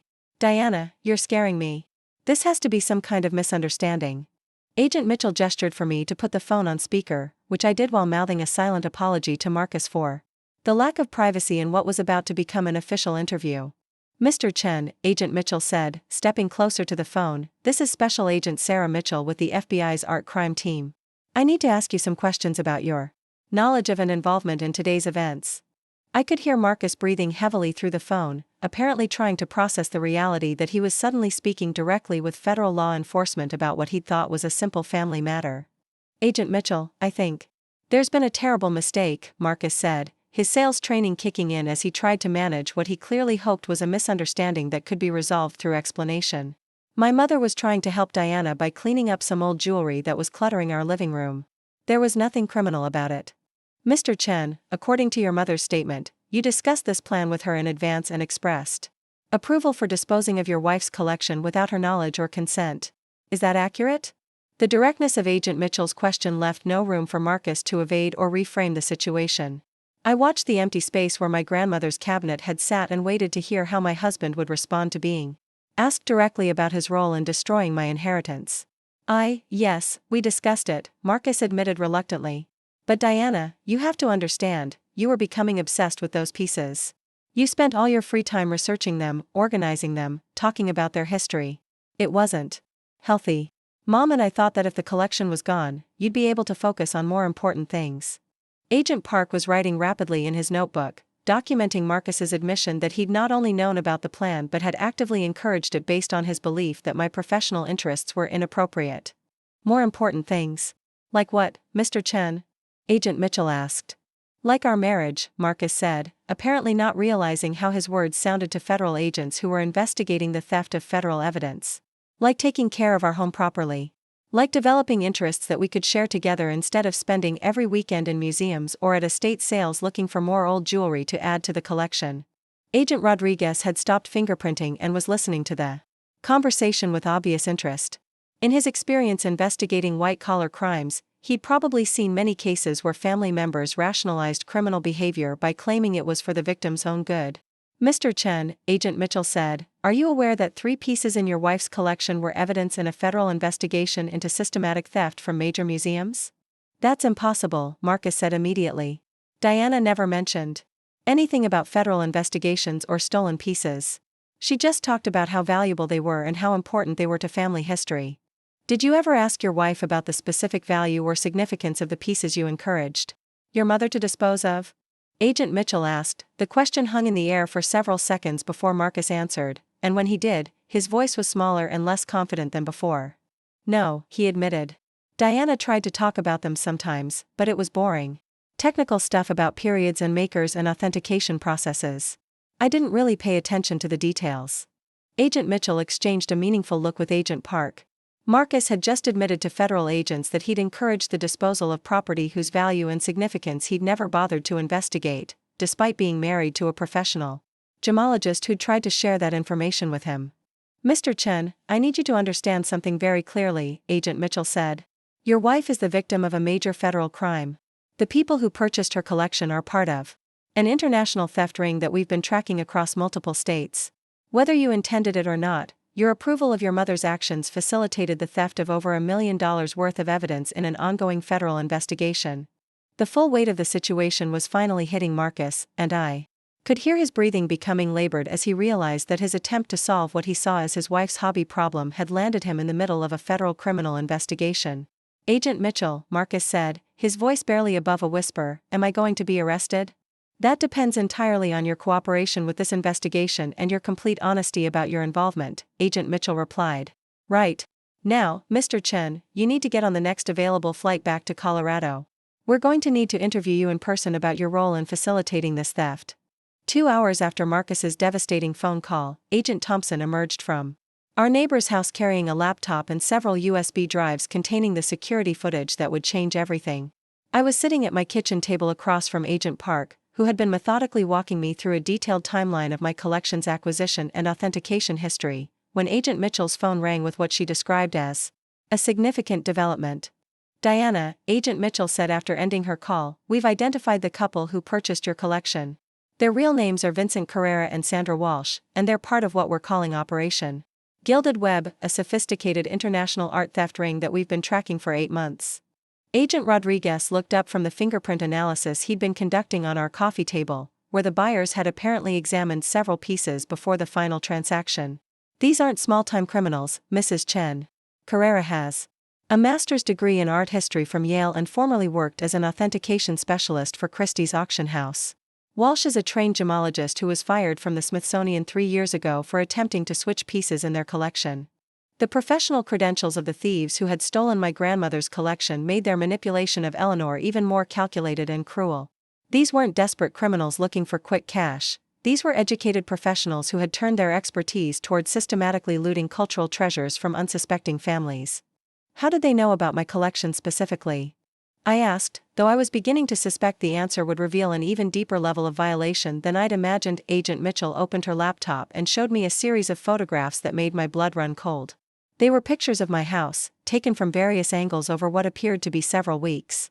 Some showed me leaving for work in my hospital scrubs, others captured Marcus loading his suitcase into his car before business trips, and several documented Eleanor's regular visits to water our plants. "They had been surveilling your family for at least 6 weeks, Agent Mitchell explained. "We found these images on an encrypted server that the organization uses to coordinate their operations. Your collection was specifically targeted after Carrera identified the 3 museum pieces through insurance databases that they've been systematically hacking." Agent Park showed me additional evidence on his tablet, financial records that revealed the scope of Operation Gilded Web's criminal enterprise. In the past 18 months, this organization has stolen over $47 million worth of art and antiquities from private collectors, small museums, and estate sales across 12 states. The numbers were staggering, but what shocked me most was learning about their methods. According to the federal investigation, the organization didn't rely on traditional burglary or armed robbery. Instead, they identified valuable collections through insurance databases, museum loan records, and estate sale advertisements, then manipulated family members or estate administrators into selling pieces for fractions of their actual value. "Eleanor wasn't their first victim," Agent Rodriguez said grimly. "We've documented at least 37 similar cases where they convinced family members to dispose of worthless collections that contained pieces worth millions. In most cases, the families never realized what had happened until months or years later, if at all." Agent Thompson returned from uploading the security footage and joined our conversation with news that made the situation even more serious. "The van they used to transport your collection was spotted by traffic cameras heading toward Denver International Airport 47 minutes after the transaction. TSA has confirmed that Carrera and Walsh boarded a flight to Miami at 3:15 p.m. "Miami," Agent Mitchell said, her expression growing even more grim. "That's their gateway to international buyers. We have intelligence suggesting that high-value pieces are typically shipped to buyers in Switzerland, Singapore, or the UAE within 72 hours of acquisition." The realization that my grandmother's irreplaceable collection was probably already being prepared for international shipment made recovery seem increasingly unlikely. Once cultural artifacts crossed certain international borders, they could disappear into private collections for decades or be sold through auction houses in countries that didn't cooperate fully with American law enforcement. "However, Agent Mitchell continued, we may have caught a break. Carrera made a crucial mistake by photographing your pieces during the transaction. Walsh's phone calls were intercepted by NSA surveillance protocols, and we've identified the buyers they were coordinating with in real time." Agent Park explained that the federal investigation had been monitoring communications between known art theft networks for months, using sophisticated signal intelligence to track the movement of stolen cultural property. When Walsh made her coordination calls from the Riverside Flea Market, she unknowingly provided federal investigators with direct evidence linking specific buyers to specific stolen pieces. The buyers they were coordinating with include Dr. Heinrich Zimmermann, a collector in Zurich who specializes in Victorian mourning jewelry, and Chen Wei-ming, a businessman in Singapore who has been acquiring Art Deco pieces for a private museum he's building, Agent Rodriguez said. Both men are already under investigation by Interpol for purchasing stolen cultural artifacts. Agent Mitchell showed me photographs of the international buyers who had been waiting to receive my grandmother's collection. Zimmerman appeared to be in his 70s, wearing an expensive suit and standing in what looked like a climate-controlled warehouse filled with display cases. Chen Wei-ming looked younger, perhaps in his 50s, photographed in what the FBI caption identified as his private museum in Singapore's financial district. The good news, Agent Thompson said, is that we intercepted communications between Carrera and these buyers before the pieces were shipped. Both Zimmerman and Chen received detailed photographs and authentication information about your grandmother's pieces, along with asking prices that confirmed the thieves knew exactly what they had stolen. The asking prices were staggering. According to the intercepted communications, Carrera was planning to sell the Victorian jet necklace to Zimmerman for $200,000, 4 times what Eleanor had received for the entire collection. The Art Deco bracelet was being offered to Chen for $350,000, while the Russian sapphire earrings were being marketed to a third buyer in Dubai for $120,000. So they knew the real values all along, I said, feeling a fresh wave of anger at how thoroughly my family had been manipulated. They knew everything, Agent Mitchell confirmed. Carrera had complete authentication records for your pieces, including copies of your insurance appraisals and detailed provenance documentation. They probably knew more about your collection's value than you did. Agent Rodriguez pulled up additional files on his laptop showing the sophisticated intelligence gathering that had preceded the theft of my collection. The criminals had accessed insurance databases, museum loan records, and even academic papers. I'd published about specific pieces in my grandmother's collection. They found an article you wrote for the Journal of Gemological Research about the historical significance of your grandmother's jet necklace, Agent Rodriguez said, showing me a highlighted copy of my own scholarly work. They used your own research to authenticate the piece and identify potential buyers who specialized in exactly that type of artifact. The violation felt even more personal knowing that my own academic work had been turned against me by criminals who used my expertise to facilitate the theft of my inheritance. They had stolen not just my grandmother's collection, but my own knowledge and research, turning my passion for preservation into a tool for cultural destruction. The most disturbing part, Agent Park said, is how they manipulated your family dynamics to accomplish the theft. Their surveillance revealed Eleanor's attitudes toward your collecting and Marcus's resentment of your professional interests. They specifically timed the operation for when you would be working a double shift and Marcus would be traveling, knowing that Eleanor would have both access and motivation to dispose of what she saw as clutter. Agent Mitchell showed me transcripts of intercepted communications between Carrera and Walsh, discussing the psychological profiles they'd developed for each member of my family. They had studied our relationships, our schedules, our personalities, and our insecurities, then crafted an approach that would turn my own family members into unwitting accomplices in the theft of my most treasured possessions. Diana, Agent Mitchell said, closing her laptop and looking directly at me, I need you to understand that what happened to your family wasn't random bad luck or even simple criminal opportunism. This was psychological warfare conducted by sophisticated criminals who specialize in destroying people's connections to their cultural heritage. They didn't just steal your jewelry, they weaponized your family's dynamics against you. The full scope of the violation was finally clear. Operation Gilded Web hadn't just taken my grandmother's collection, they had infiltrated my family, studied our relationships, exploited our weaknesses, and turned the people I trusted most into instruments of my own destruction. The crime was as much about psychological manipulation as it was about theft, and the damage would extend far beyond any monetary loss. What happens now?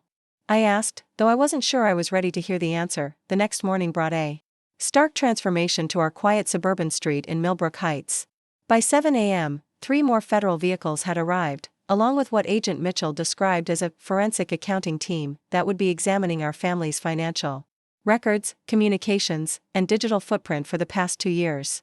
The investigation had grown beyond simple theft recovery into something that would fundamentally alter the legal standing of everyone involved. Eleanor sat across from me in our dining room, her hands shaking as Agent Thompson read her the formal notification of charges being considered by the federal prosecutor's office. The woman who had entered my house yesterday with supreme confidence in her own judgment now looked fragile and confused, struggling to comprehend how her morning of helpful organizing had evolved into potential federal prison time.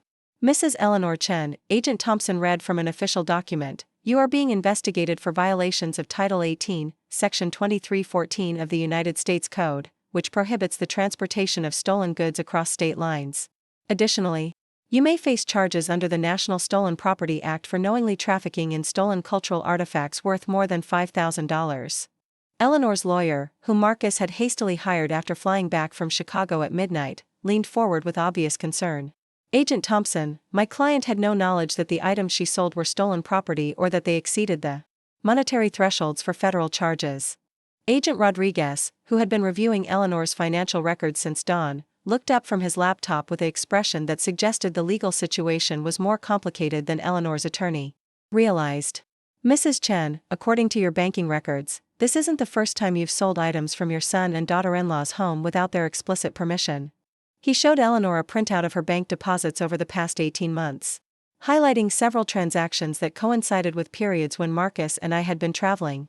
In March of last year, you deposited $400 in cash the same day Marcus was in Seattle for a conference. In August, another $275 cash deposit occurred while the family was on vacation. Yesterday's $800 deposit follows the same pattern. Eleanor's face went ashen as she realized the federal investigators had uncovered what she'd apparently thought were minor, untrackable transactions. Those were just small things, old electronics that weren't being used, some books and kitchen items that were cluttering up storage areas. I thought I was helping them declutter. Agent Mitchell leaned back in her chair, studying Eleanor with the kind of analytical expression I'd learned to associate with federal agents building comprehensive criminal cases. Mrs. Chen, what you're describing is a pattern of unauthorized sale of other people's property for personal gain. The monetary amounts may have been smaller, but the behavior demonstrates what prosecutors call willful and systematic violation of property rights. Eleanor's attorney was writing furiously in his legal pad, apparently realizing that his client's case was far more complex than a simple misunderstanding about jewelry values. Agent Mitchell, are you suggesting that my client has been systematically stealing from her own family? I'm suggesting that your client has established a pattern of behavior that federal prosecutors will argue demonstrates criminal intent rather than innocent mistake, Agent Mitchell replied. When someone repeatedly sells other people's property without permission over an extended period, it becomes difficult to argue that any individual incident was merely accidental. The revelation that Eleanor had been systematically selling our possessions for over a year was devastating, but what shocked me more was realizing that Marcus had apparently never noticed the disappearance of items from our home. Either he was completely oblivious to our household inventory, or he had been aware of his mother's activities and chosen not to confront them. Agent Park entered the dining room carrying a folder that I suspected contained information about Marcus's level of involvement in the larger pattern of theft. Mrs. Chen, we've completed our initial interview with your husband. I need to inform you that Mr. Marcus Chen has provided a statement acknowledging his awareness of his mother's previous sales of household items. Eleanor's attorney immediately interjected. What exactly did Mr. Chen acknowledge? Mr. Chen stated that he was aware his mother had been helping with household organization by disposing of items she deemed unnecessary, and that he had given her general permission to handle such matters during his business travel, Agent Park replied. He also acknowledged receiving portions of the proceeds from these sales, which were deposited into accounts that he had access to. The legal implications were becoming clearer and more serious by the minute. Marcus hadn't just been passively unaware of his mother's activities, he had been an active participant in what federal investigators were treating as an ongoing conspiracy to steal and sell my personal property. Agent Park, I said, what does this mean for the criminal charges my family is facing? Agent Park consulted his notes before responding.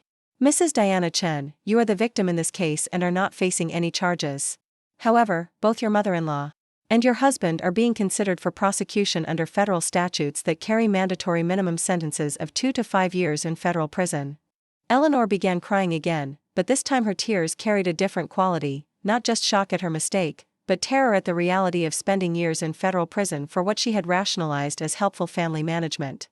The federal prosecutor's office, Agent Thompson continued, is particularly interested in pursuing this case because it represents a pattern of behavior that made your family vulnerable to professional criminal exploitation. The defendant's actions created the exact conditions that sophisticated theft rings look for when targeting potential victims.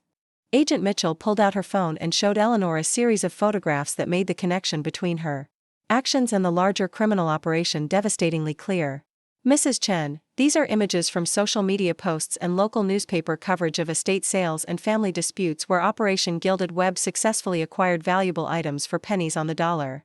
In every case, the victims were families where one member had been systematically disposing of other family members' possessions without permission. The photographs showed families in situations remarkably similar to ours: elderly relatives cleaning out homes, spouses selling collections they didn't understand, estate administrators disposing of items they assumed were worthless. In each case, professional criminals had exploited family dynamics and unauthorized sales to acquire priceless cultural artifacts.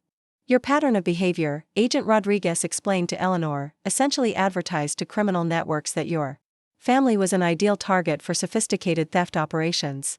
When criminals research potential victims, they specifically look for households where property rights are not respected and where valuable items might be sold by people who don't understand their worth. Eleanor's attorney was clearly struggling to find a defense strategy that could minimize his client's criminal exposure.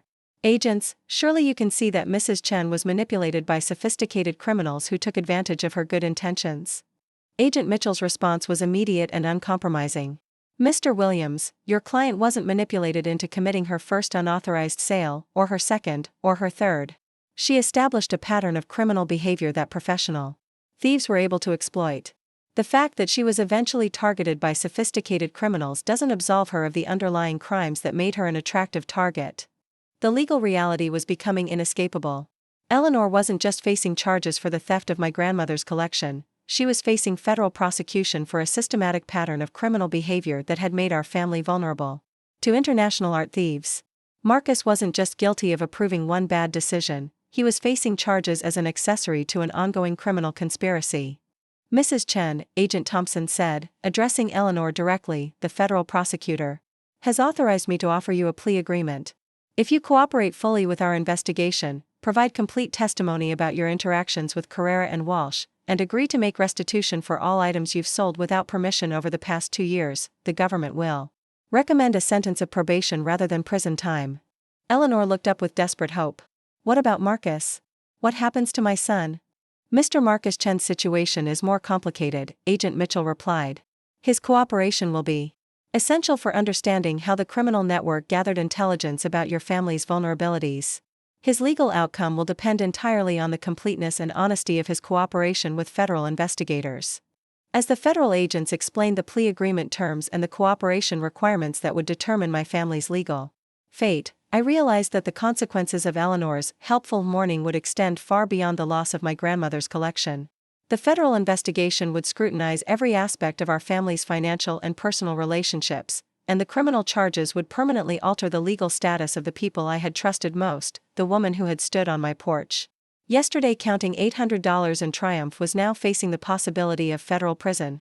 And the husband who had congratulated her on solving my clutter problem was discovering that his casual approval of theft had made him a federal criminal. 3 weeks after the theft of my grandmother's collection, Agent Mitchell called me with news that would determine whether the irreplaceable pieces would ever return home or disappear forever into the international black market.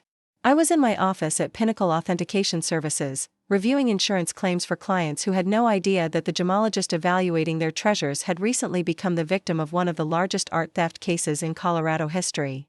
Diana, we've located your pieces, Agent Mitchell said without preamble. All of them. They were recovered in a coordinated operation involving Interpol, Swiss authorities, and customs officials in Singapore. Carrera and Walsh are in federal custody, and the international buyers are facing charges in their respective countries. I set down the emerald brooch I'd been examining and closed my office door, needing privacy to process what I'd barely dared to hope for. Where were they found? The Victorian jet necklace was intercepted at Zurich International Airport, still in its shipping container bound for Dr. Zimmerman's private vault, Agent Mitchell explained. Swiss authorities had been monitoring Zimmerman's activities for months, and when we provided intelligence about the stolen pieces, they were able to coordinate the seizure before the transaction was completed. Agent Mitchell's voice carried a satisfaction that I'd learned to associate with successful conclusions to complex international investigations. The Art Deco bracelet was recovered from a secure storage facility in Singapore, where Chen Weiming had been keeping it while arranging authentication papers that would allow him to display it in his private museum. Singapore authorities found comprehensive documentation showing that Chen knew the piece was stolen but planned to claim he'd acquired it legally through intermediary dealers. The recovery of those 2 pieces alone would have been miraculous, but Agent Mitchell wasn't finished with her report. The Russian sapphire earrings were the most challenging to locate because they'd already been sold to the buyer in Dubai. However, UAE authorities were able to trace them through customs records and recover them from a private collector who claimed he'd purchased them in good faith from reputable dealers. I sank into my desk chair, overwhelmed by relief and the realization that my grandmother's collection would be returning home intact. After 3 weeks of assuming that the pieces were gone forever, the news that international law enforcement had successfully recovered all of them felt like winning a lottery I'd never expected to enter. Diana, there's more, Agent Mitchell continued. The investigation has uncovered the largest international art theft ring that federal authorities have prosecuted in over a decade. Operation Gilded Web had stolen over $78 million worth of cultural artifacts from families across 14 states and 6 countries. Your case became the key that allowed us to unravel their entire network. Agent Mitchell explained that the rapid reporting of the theft, combined with the comprehensive documentation I'd provided about my collection, had given federal investigators the evidence they needed to connect dozens of seemingly unrelated cases across multiple jurisdictions. The professional quality authentication records my grandmother and I had maintained became crucial evidence that helped prosecutors demonstrate the systematic nature of the criminal enterprise. Carrera and Walsh have agreed to cooperate fully with federal prosecutors in exchange for reduced sentences, Agent Mitchell said. Their testimony has led to the recovery of artifacts stolen from over 40 other families, including pieces that museums had been trying to locate for years. The scope of the recovery operation was staggering. According to Agent Mitchell, the investigation had identified stolen pieces in private collections across 12 countries, leading to the largest international repatriation of stolen cultural property in recent history. My grandmother's collection had become evidence that helped return thousands of other families' treasures to their rightful owners. When can I have them back? I asked, though I suspected the answer would involve months of legal proceedings and evidence requirements. That's the best news, Agent Mitchell said. Because your documentation was so comprehensive and because the pieces were recovered quickly, they'll be released from evidence custody within 2 weeks. The international buyers' insurance companies are covering the recovery costs, and there are no legal complications that would require extended retention. Agent Mitchell arranged for me to meet her at the FBI's Denver field office the following Friday to inspect the recovered pieces and complete the paperwork required for their official return. As I drove through downtown Denver toward the federal building, I reflected on how dramatically my life had changed since Eleanor had stood in my garage with $800 and a satisfied smile. The FBI's evidence processing facility was unlike anything I'd expected, a climate-controlled, secure environment that looked more like a museum conservation lab than a law enforcement storage area. Agent Mitchell led me through multiple security checkpoints before we reached the room where my grandmother's collection was being held. We've had our art conservation specialists examine every piece, Agent Mitchell explained as she unlocked a specially designed storage cabinet. There's no damage from the transportation or storage. The criminals knew exactly how to handle valuable artifacts to preserve their resale value. Opening the cabinet felt like a resurrection. Each piece was exactly as I remembered it, the Victorian jet necklace gleaming with its characteristic black fire, the Art Deco bracelet displaying its revolutionary negative space design, the Russian sapphire earrings catching light like captured stars. The tools Eleanor had described as junk were also returned, each piece of professional equipment carefully catalogued and preserved. Diana, Agent Mitchell said as I examined each recovered piece, I need you to know that your case has fundamentally changed how federal authorities approach art theft investigations.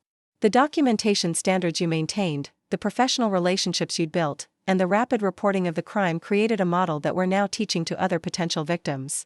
Agent Mitchell showed me a comprehensive report that federal authorities were distributing to museums, galleries, auction houses, and private collectors nationwide. The report used my case as an example of how proper documentation, professional authentication, and immediate law enforcement cooperation could dramatically improve recovery rates for stolen cultural property. The most important outcome, Agent Mitchell continued, is that your case led to changes in how insurance companies and authentication services share information with federal law enforcement. The database access that allowed Operation Gilded Web to target your collection has been secured, and new protocols are being implemented to prevent criminals from using legitimate industry resources to identify victims. As I signed the paperwork that would officially return my grandmother's collection to my custody, Agent Mitchell provided an update on the legal proceedings that would determine Eleanor and Marcus's fate. Your mother-in-law's cooperation has been exemplary. She's provided detailed testimony that helped us understand how the criminals manipulated family dynamics, and she's made full restitution for all the unauthorized sales over the past 2 years. Eleanor's plea agreement would result in 5 years of probation, community service with organizations that helped crime victims, and permanent restrictions on her access to other people's property without explicit written permission. The legal consequences were serious but not devastating, reflecting her status as someone who had been manipulated rather than a willing participant in organized crime. Marcus's situation required more extensive cooperation, Agent Mitchell explained. His testimony about how the criminals gathered intelligence about your family's routines and relationships was crucial for understanding their surveillance methods. He's received 3 years of probation and is required to participate in counseling. About respect for other people's property and autonomy. As I carefully loaded my grandmother's collection into specially designed transport cases that Agent Mitchell had provided, I realized that the physical recovery of the pieces was only part of the restoration that would be required. The violation of trust that had made the theft possible would take much longer to heal than the 3 weeks it had taken international law enforcement to recover the stolen artifacts. Diana, Agent Mitchell said as I prepared to leave the FBI facility, one more thing. The federal prosecutor's office wants to commend you for your handling of this case. Your professional expertise, comprehensive documentation, and immediate cooperation with law enforcement created the conditions that made this unprecedented recovery possible. Agent Mitchell handed me a letter from the U.S. Attorney's Office, acknowledging my contribution to what they described as a landmark case in international art crime prosecution. The letter mentioned that my case would be studied by law enforcement agencies worldwide as an example of how victim cooperation and professional expertise could overcome even the most sophisticated criminal enterprises. Driving home with my grandmother's collection safely secured in the back seat of my car, I felt a complex mixture of relief, vindication, and profound sadness. The pieces had been recovered intact, the criminals had been caught, and justice had been served. But the family relationships that had been shattered by the revelation of systematic disrespect and criminal behavior could never be fully restored to what they had been before Eleanor counted out $800 on my front porch and called. It progressed. 6 months after my grandmother's collection was returned to me, I stood in the climate-controlled gallery of the Denver Museum of Fine Arts, watching visitors examine the pieces that had once been dismissed as worthless clutter by my own family. The museum's director, Dr. Patricia Hernandez, had approached me 3 months earlier with a proposal that would have seemed impossible during the dark weeks when I thought the collection was lost forever. The Chen Collection, preserving cultural heritage through 4 generations, had become the museum's most popular exhibition in over a decade. Families came to see not just the exquisite craftsmanship of Victorian mourning jewelry and Art Deco innovations, but to understand the story of how ordinary people could become custodians of extraordinary cultural treasures. And how easily those treasures could be lost to those who didn't recognize their significance. Standing near the display case containing my grandmother's jet necklace, I watched a young girl press her face against the glass while her grandmother explained the historical context of mourning jewelry. The grandmother's careful attention to the educational placard reminded me of my own grandmother's patient teaching about the stories embedded in each piece she'd collected. Mrs. Chen, Dr. Hernandez said, approaching me with a folder containing visitor feedback forms, I wanted you to see some of the responses we've received about the exhibition. This display has fundamentally changed how people think about the intersection between family heritage and cultural preservation. I read through comments from visitors who had been inspired to research their own family heirlooms, to document pieces they'd inherited but never fully understood, and to think more carefully about the difference between sentimental value and cultural significance. Several families had discovered that items they'd considered donating to charity were actually valuable artifacts worthy of professional authentication. The most important impact, Dr. Hernandez continued, has been on law enforcement education. FBI agents from 6 field offices have toured the exhibition as part of their training on art crime prevention. They're learning to recognize the warning signs that make families vulnerable to the kind of systematic exploitation your family experienced. The woman introduced herself as Margaret Foster, and her story was painfully familiar. Her elderly father had been organizing her late mother's jewelry collection, disposing of pieces he considered old-fashioned or damaged. Margaret had discovered his activities only when she noticed that her mother's engagement ring was missing from the family collection. I saw the news coverage about your case, Margaret said, and I realized that my father has been systematically selling my mother's pieces for almost a year. He thinks he's helping me by getting rid of clutter, but some of those pieces have been in our family for generations. I don't know how to stop him without destroying our relationship. I spent an hour with Margaret, sharing the contact information for Agent Mitchell and explaining the documentation process that could help protect her family's remaining pieces. More importantly, I helped her understand that setting boundaries about property rights wasn't cruelty toward an elderly relative, it was protection for both the cultural artifacts and the family member who might unknowingly commit serious crimes. The hardest part, I told Margaret, is accepting that love and good intentions can't excuse the violation of other people's rights. Your father's desire to help you doesn't give him the authority to dispose of your inheritance, just as Eleanor's belief that she was improving my life didn't justify selling my property without permission. Margaret left with a plan for protecting her mother's remaining jewelry and resources for educating her father about the legal and cultural significance of unauthorized sales. Watching her walk away with renewed determination reminded me of my own journey toward understanding that protecting cultural heritage sometimes required difficult conversations with the people we loved most. The exhibition had also attracted attention from Marcus, who had attended the opening ceremony despite the obvious discomfort of seeing our family's private crisis transformed into public education. We had been separated for 4 months, attending court-mandated counseling sessions that were supposed to help us determine whether our marriage could survive the fundamental trust violations that the theft had revealed. Diana, Marcus said, approaching me near the display case containing the Art Deco bracelet he had once dismissed as hobby clutter. I've been coming here every week since the exhibition opened. I needed to understand what I had been so willing to destroy. Marcus had completed his probation requirements and the counseling sessions about respecting other people's autonomy, but the legal consequences were just the beginning of his accountability process. He was also attending therapy to understand how his casual dismissal of my expertise had created the conditions that made our family vulnerable to professional criminals. I read every piece of documentation in this exhibition, he continued, including your grandmother's research notes and the academic papers you've published. I never realized that what I saw as an obsessive hobby was actually sophisticated scholarship that museums and auction houses relied on for authentication. The recognition of my expertise was gratifying, but it couldn't undo the years of having my knowledge dismissed or the devastating morning when that dismissal had nearly cost me my grandmother's irreplaceable legacy.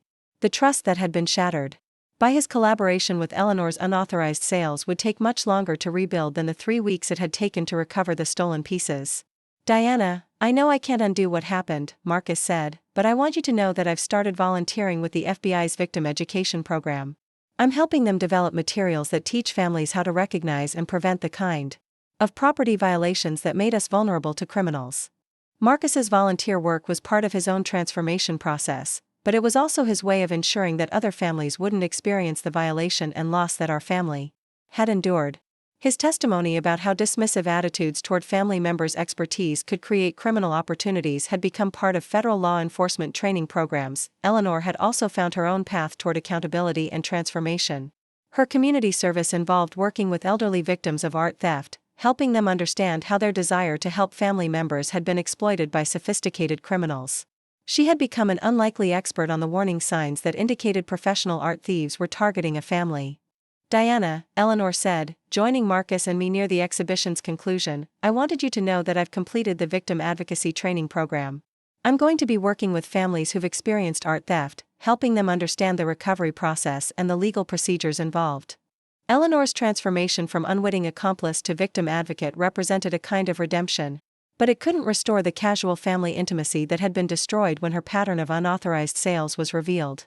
She would always be welcome in my life, but never again with the unlimited access and unquestioned authority she had once assumed. As the museum prepared to close for the evening, I walked through the exhibition one final time, seeing my grandmother's collection not as personal possessions but as cultural artifacts that had survived attempted destruction to serve as education for future generations. The pieces would return to my private collection when the exhibition ended, but their impact on art crime prevention and family education would continue indefinitely. Standing in front of the final display panel, which featured my grandmother's handwritten note about the responsibility of cultural preservation, I realized that the theft and recovery of her collection had transformed me from a private collector into a public advocate for the protection of cultural heritage. The violation that had nearly destroyed my family had also revealed the strength and expertise that would define the rest of my professional life. The criminals who had targeted my family because they saw us as vulnerable had unknowingly created an expert witness whose testimony would help protect countless other families from similar exploitation.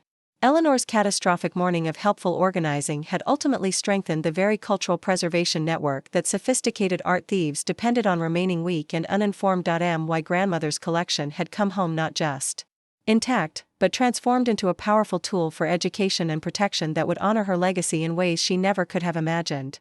Up next, you've got 2 more standout stories right on your screen. If this one hit the mark, you won't Want to pass these up? Just click and check them out.